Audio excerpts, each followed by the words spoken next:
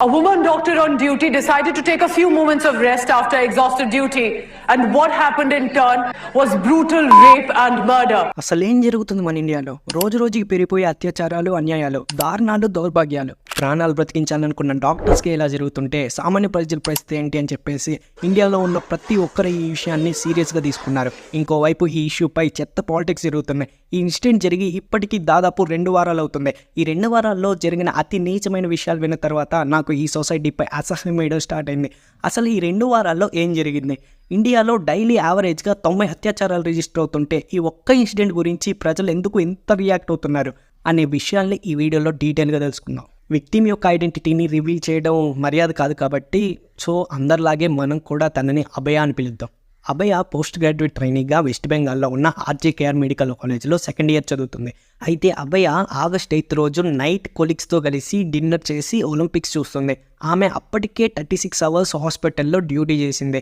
ఇంకా కొంచెం రెస్ట్ తీసుకుందామని ఆమె సెమినార్ హాల్లో పడుకుంది. ఎందుకంటే డ్యూటీలో ఉన్న డాక్టర్స్కి రెస్ట్ తీసుకోవడానికి సరైన రెస్ట్ ఏరియాసే లేవు కాబట్టి. అయితే 9th ఆగస్ట్ ఎర్లీ మార్నింగ్ అక్కడి స్టాఫ్ అభయాని చాలా దారుణమైన స్థితిలో రక్తపు ఛాయల్లో చూశారు. కొంచెం సేపటికే ఘోరమైన స్థితిలో ఉన్న అభయాన్ని చూడటానికి అక్కడ ఉన్న వాళ్ళంతా గ్యాదర్ అయ్యారు. ఎలాంటి డెడ్ బాడీస్నైనా చూడగలిగే డాక్టర్స్ అభయ ఉన్న కండిషన్ చూసి ఎమోషనల్ అయిపోయారు. ఇంకా వెంటనే కాలేజ్ ప్రిన్సిపల్ అయినటువంటి సందీప్ ఘోష్కి ఇన్ఫార్మ్ చేశారు. ఆ తర్వాత అక్కడ మేనేజ్మెంట్ మార్నింగ్ 10:53 AM అభయ పేరెంట్స్కి కాల్ చేసి మీ అమ్మాయికి హెల్త్ బాగోలేదని చెప్పి హాస్పిటల్కి రమ్మన్నారు.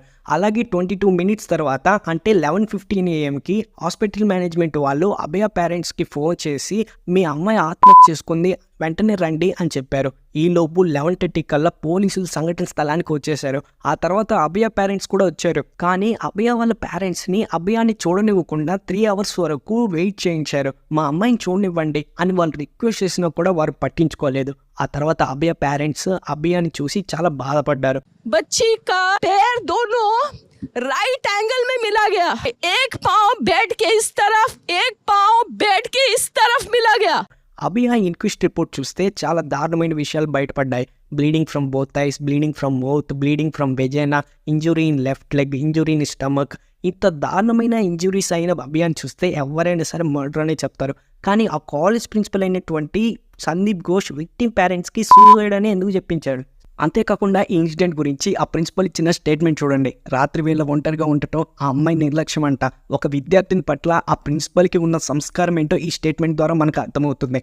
అయితే ఇది విన్నాక అక్కడ ఉన్న ట్రైనీ డాక్టర్స్ అందరూ అభయకి న్యాయం జరగదేమో అని భయపడి ప్రొటెస్టులు చేయడం స్టార్ట్ చేశారు.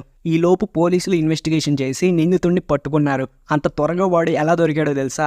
ఇన్సిడెంట్ జరిగిన పర్టికులర్ టైంలో సెమినార్ రూమ్ వైపు ఎవరెవరు వెళ్ళారని ఆ ఫ్లోర్లో ఉన్న ఈ 2 CCTVని చెక్ చేసి క్రైమ్ స్పాట్లో దొరికిన ఒక ఇయర్ బడ్ని ఎవిడెన్స్గా పరిగణించి ఎంక్వైరీ చేసి ఈ నేరస్తుడిని పట్టుకున్నారు. వాడు 12,000 రూపాయల జీతానికి సివిక్ వాలంటీర్గా పనిచేస్తూ పోలీస్ అని షో చేసేవాడు. అయితే ఈ సివిక్ వాలంటీర్స్ డ్యూటీ ఏంటంటే traffic management, public safety, public assistance. కానీ ఈ ఆర్టికల్స్ ఒకసారి చూడండి. ఇలాంటి క్రిమినల్ మైండ్ సెట్ ఉన్న వీడికి ఈ జాబ్ ఎలా ఇచ్చారు? ఇలాంటోడు పబ్లిక్కి సేఫ్టీ ఇవ్వగలడా? ఈ సంజయ్ గాడు మందు తాగి ఇంత క్రూయల్గా బిహేవ్ చేసిన తర్వాత ఇంటికి వెళ్ళి బట్టలు ఉతికి ప్రశాంతంగా నిద్రపోయాడంట. ఎలా నిద్ర పట్టిందిరా? పోలీసులు వీడిని అరెస్ట్ చేసి ఇంట్రోగేషన్ చేసిన తర్వాత ఎలాంటి పశ్చాత్తాపం లేకుండా కావాలంటే నన్ను ఉరివేయండి అని అన్నాడంట. ఈలోపు పోస్ట్ మార్టం రిపోర్ట్ వచ్చింది. అభయ కడుపులో 150 మిల్లీగ్రామ్స్ సెమెన్ దొరికిందని రిపోర్ట్లో మెన్షన్ చేశారు. ఇది విన్న తర్వాత గ్యాంగ్ రేప్ జరిగిందేమో అని డౌట్స్ రైజ్ చేశారు. ఇదంతా గమనించిన న్యూస్ ఛానల్స్, యూట్యూబర్స్ ఈ ఇన్సిడెంట్ని వైరల్ చేయడం స్టార్ట్ చేశారు. అలాగే ఇండిపెండెన్స్ డేని, రాఖీ పండుగని చాలామంది సెలబ్రేట్ చేసుకోలేదు. అందరూ వీ వాంట్ జస్టిస్ అని ప్రొటెస్టులు చేస్తుంటే వెస్ట్ బెంగాల్ సీఎం అయిన మమతా బెనర్జీ వచ్చి వాళ్ళతో పాటు ఆ ప్రొటెస్ట్లో జాయిన్ అయ్యింది. అసలు జస్టిస్ కావాలని ఈమె ఎవరిని అడుగుతుంది? ఒక చీఫ్ మినిస్టర్ అయ్యి ఉండి, ఒక హెల్త్ మినిస్టర్ అయ్యి ఉండి, ఒక హోమ్ మినిస్టర్ అయ్యి ఉండి జస్టిస్ కావాలని ఎవరిని అడుగుతుంది? ఇంత పవర్ ఉండి ఈమె చేస్తున్న చెత్త పాలిటిక్స్ ఏంటో నాకు అర్థం కావట్లేదు. మొన్న నిర్భయ, నిన్న దిశ, ఈరోజు అభయ, ఇలా ఇంకెన్ని జరుగుతాయి? ఎన్ని చట్టాలు వచ్చినా, ఎంత కఠినమైన చర్యలు తీసుకున్నా ఇలాంటి వాళ్ళు మారరని ఈ కామెంట్స్ చూస్తుంటే నాకు అర్థమవుతుంది. ఇంత దారుణమైన పోస్టుల్ని, ఇంత వల్గర్ కామెంట్స్ని చూడలేక ఆవేదనతో చేసిన వీడియో ఇది. ఇలాంటి మూర్ఖుల్ని ఏం చేస్తే మారుతారో అర్థం కావట్లేదు. ఇంత క్రైమ్ చేస్తుంటే మీకు భయం అనిపించలేదా? దేనికి సార్ భయం? ఏం చేస్తారు మీరు? స్కూల్ ఘటన సంచలనంగా మారింది. అభం శుభం తెలియని 4 ఏళ్ల చిన్నారులపై స్వీపర్ లైంగిక వేధింపులకు పాల్పడడం కలకలం రేపింది. ఓకే, సెకండ్ అండి.